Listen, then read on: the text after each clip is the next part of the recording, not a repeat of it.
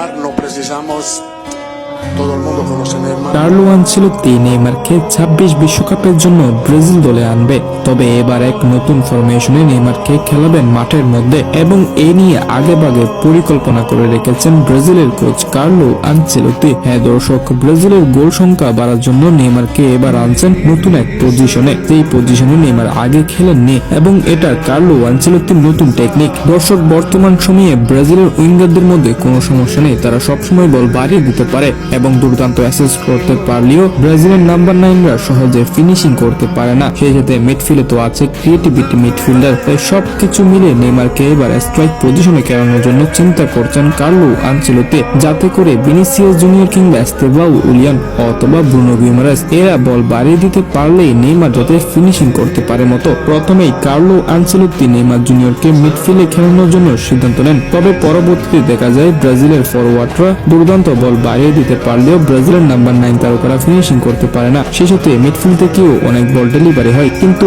এত বল ডেলিভারি হওয়ার পরও ব্রাজিলের গোল সংখ্যা থাকে অনেক কম, কারণ ফিনিশিং এ কিছুটা দুর্বলতা আছে। ঠিক এই দুর্বলতা কাটিয়ে তুলতে নেইমার জুনিয়রকে আনছেন এবং নাম্বার 9 পজিশনে। যে অভিজ্ঞতা হয়তো নেইমার জুনিয়রের নেই, তবে এর জন্য প্রস্তুত হতে হবে নেইমারকে, কারণ ব্রাজিলের জন্য নিজের প্রাণটাও দিয়ে ফেলতে পারেন নেইমার জুনিয়র।